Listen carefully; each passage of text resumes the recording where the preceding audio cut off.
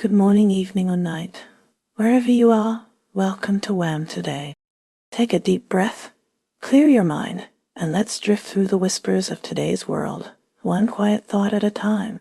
As we wrap up Saturday, 5th July 2025, let's see what stories are unfolding around us. China's urban landscape is undergoing a transformation, with the property sector crisis leading to a surge in urban exploration of abandoned buildings.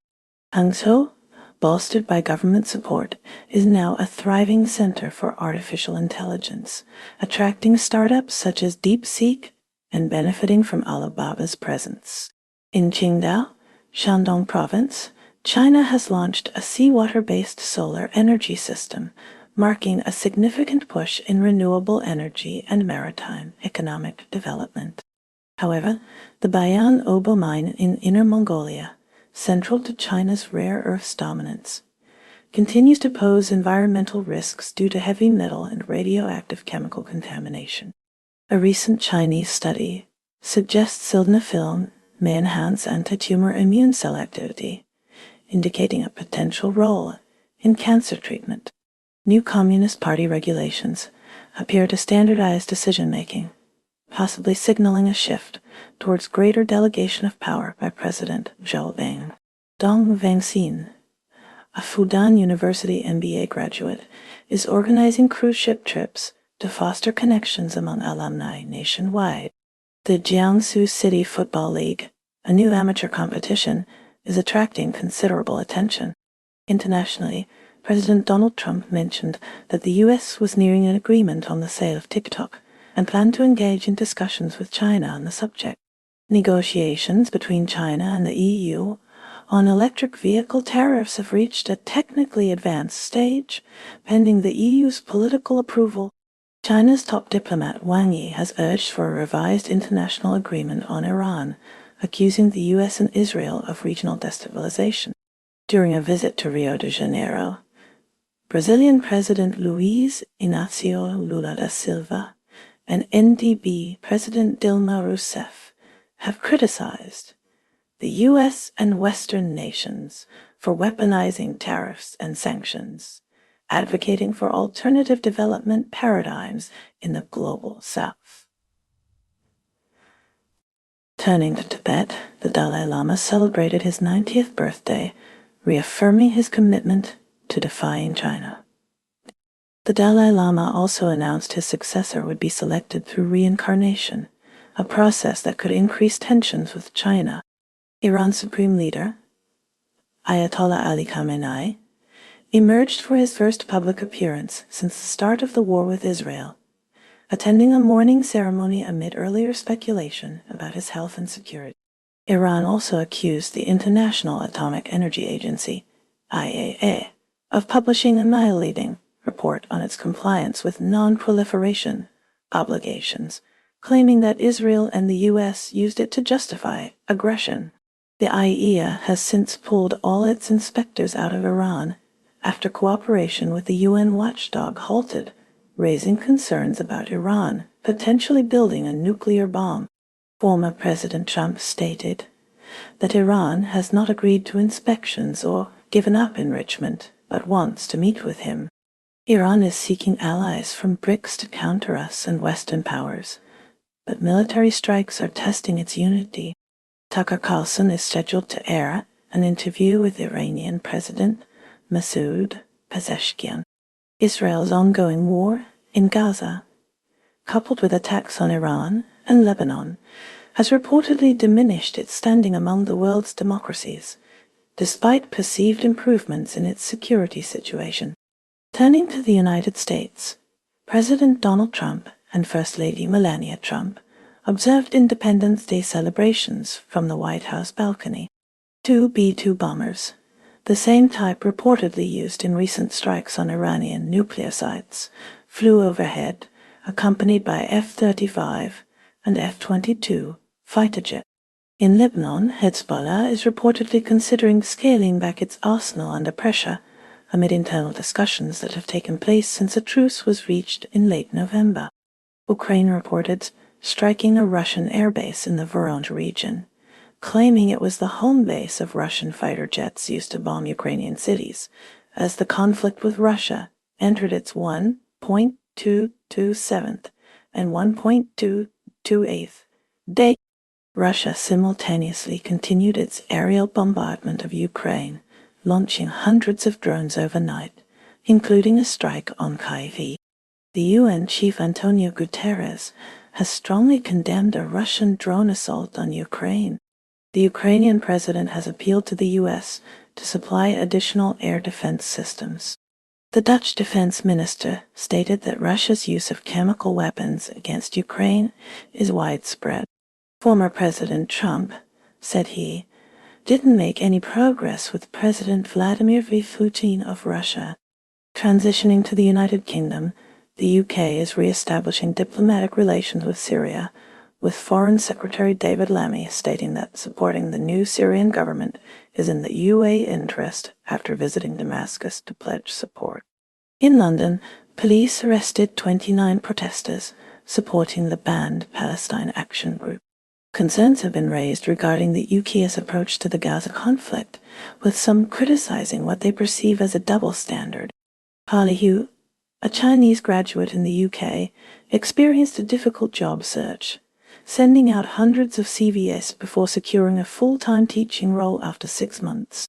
Australia faces a politically significant Tasmanian state election on July 19, 2024, after the previous election resulted in a hung parliament following an arson attack on a Melbourne synagogue that forced the congregation to flee.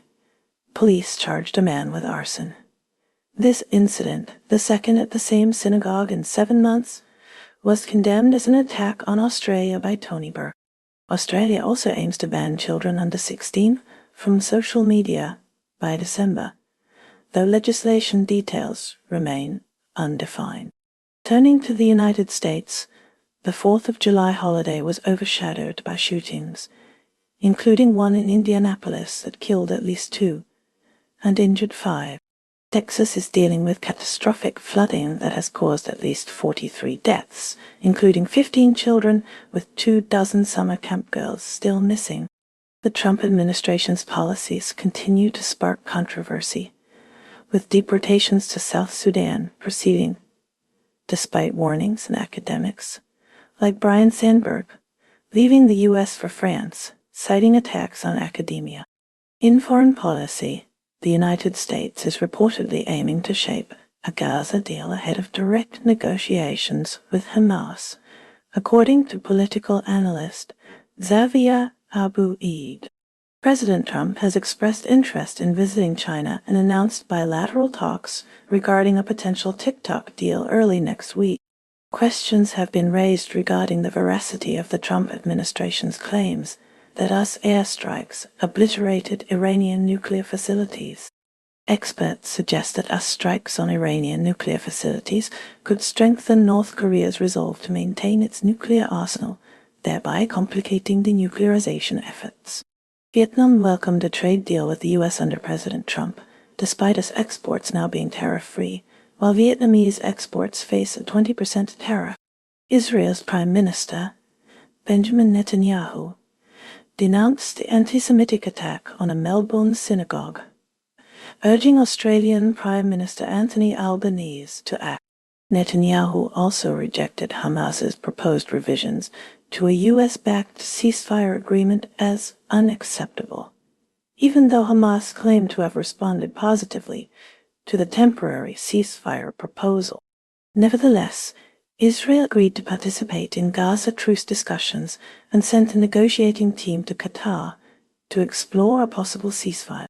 This delegation's arrival precedes scheduled discussions between President Trump and Netanyahu, where Trump is anticipated to press Netanyahu to conclude the conflict with Hamas in Gaza, aiming for a truce potentially as early as next week. The Israeli military announced it intercepted a missile originating from Yemen and warned the Houthi movement of a potential naval and air blockade. Israeli drone strikes in southern Lebanon have resulted in 1 fatality and several injuries across 3 separate locations. Reports also indicate that over 700 Palestinians have died while seeking aid in Gaza, amidst increasing starvation near us and Israeli-backed aid distribution sites. Doctors in Gaza are warning that infants are in danger of dying due to formula shortages, alleging that Israel is preventing the delivery of essential supplies. An NPR journalist in Gaza recounted the extreme danger involved in attempting to obtain food at a site managed by private American contractors, facing both Israeli military fire and widespread chaos. Turning to Australia, violence in Melbourne, including arson at the East Melbourne Synagogue and unrest at an Israeli restaurant, has created anxiety within the local Jewish community. This follows Israeli Prime Minister Benjamin Netanyahu's condemnation of the anti-Semitic attack on the Melbourne Synagogue, leading to his demand for action from Australian Prime Minister Anthony Albanese. Japan is currently facing a multifaceted situation involving environmental, economic, and strategic considerations. Extreme heat is impacting the nation, with heatstroke alerts issued across 19 prefectures. Addressing food security, the government is encouraging farmers to boost rice production, a shift from past agricultural strategies. The global popularity of matcha is putting pressure on Japanese tea farms, which are also seeing a reduction in tea plantations. On the economic front, a record high of 80% of Japanese mothers are now employed. Yet 58.9% of households are facing financial difficulties. A point card scam is targeting shopping centers in Tokyo linked to Japan Railway. In a significant defense exercise, Japan executed its first live missile test on its own territory, launching a Type 88 surface-to-ship missile in Hokkaido. Trade discussions are underway, with Ryosei Akazawa, Japan's top trade negotiator, communicating with U.S. Commerce Secretary Howard Lutnick about tariffs. Recent seismic activity is unrelated to any viral manga predictions. A member of Ishiba wrapped opposition over a tax cut push without a revenue offset plan. Globally, the design principles of the Minkwai typewriter, patented in 1946 and recently found in New York, have proved crucial for typing Chinese, Japanese, and Korean. Canada's Indigenous groups are seeking active participation in Prime Minister Mark Carney's ambitious nation-building projects aimed at reshaping the Canadian economy.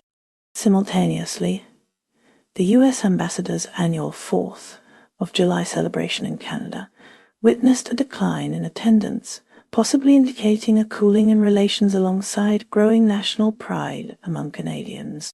Pakistan recently completed a round of trade talks with the United States. Bilawal Bhutto expressed Pakistan's willingness to extradite individuals to India, contingent on broader discussions between the two countries. Meanwhile, in southern Pakistan, the search continues at the collapsed building site, with the death toll now at 16.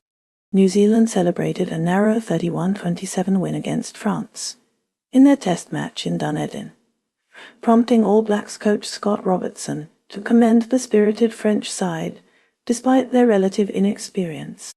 The presence of semaglutide medications like Ozempic and Wegovy has triggered national conversations surrounding weight management and potential health effects. In agricultural developments, Hugh Jackson, a 26-year-old hailing from Waikato Bay of Plenty, was crowned New Zealand's Young Farmer of the Year, with plans to champion youth talent and tech innovation in farming. India grapples with the future of the Tibetan exile government based in Dharamsala, particularly concerning the succession plans following the Dalai Lama, a critical issue for the preservation of Tibetan culture. Separately in India, a British F-35B fighter jet remains grounded at an airport in the southern region due to persistent mechanical issues, creating logistical challenges. Moving to the United Kingdom, Navroop Singh, an individual of Indian origin, has been sentenced to life imprisonment for child rape, a severe crime that has garnered significant attention. Across the Atlantic, in the United States, the 4th of July celebrations were overshadowed by a series of shootings across the nation, raising concerns about public safety and gun control measures. Mexico is grappling with rising tensions in Mexico City, where hundreds of residents have taken to the streets to protest soaring prices. These price increases are largely attributed to the influx of tourists, exacerbating the challenges of affording basic necessities for locals. The demonstrations escalated into violence, signaling a deeper unrest within the community. Kenya is currently gripped by protests stirred by the death of Albert Ojwang while in police custody. Ojwang's funeral has become a rallying cry, igniting widespread demonstrations among the country's youth who are demanding justice and police accountability. In northwestern Spain, near Zamora, a devastating car accident claimed the lives of Diogo Jota and Fe Silva. The brothers were traveling to the UK when the tragic event occurred. Mourners in Portugal, including players from Liverpool Football Club, gathered to pay their respects at the funeral for the Jota family. The Netherlands revoked the citizenship of Nobel laureate André Gein because he acquired British citizenship. Gein, a physicist, became a British citizen 13 years ago to accept a knighthood. Dutch law generally prohibits dual citizenship. Afghanistan has seen Russia become the first country to officially recognize the Taliban government, a notable shift since the Taliban's 2021 takeover and the country's subsequent international isolation.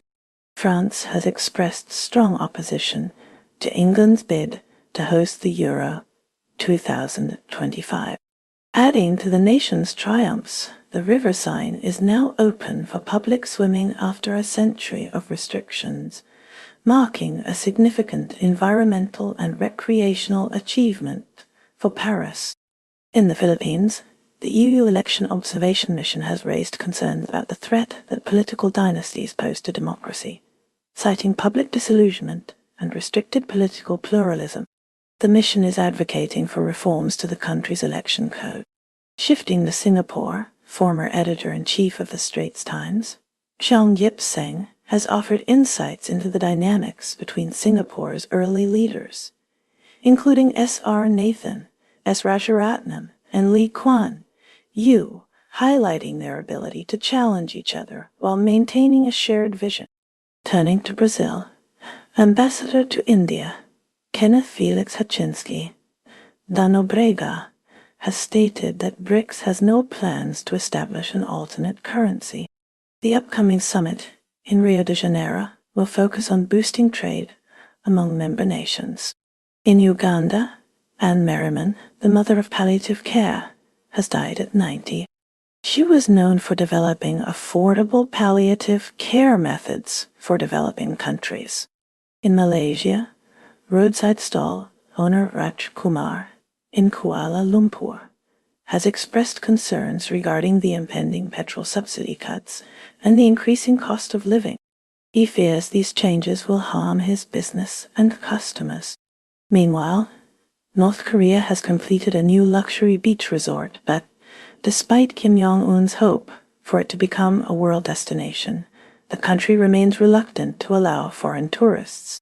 In Myanmar, ongoing civil war between the military and opposition groups has severely disrupted communication networks throughout the country for 4 years. Across the globe in Spain, a new scandal has emerged involving the ruling party.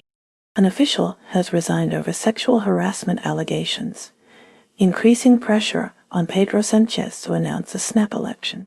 In Taiwan, the nation has been invited to attend the Nagasaki atomic bomb anniversary event for the first time, marking the 80th anniversary of the U.S. atomic bombing.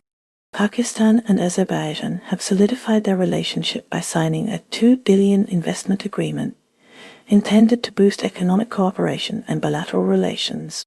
In South Sudan, the Trump administration has deported 8 migrants after a lawsuit that previously blocked their deportation. Over in Poland, strict measures have been implemented to prevent refugees from entering the European Union across its border with Belarus. Finally, in Austria, a small plane crash in the Austrian Alps has resulted in the deaths of all 4 people on board.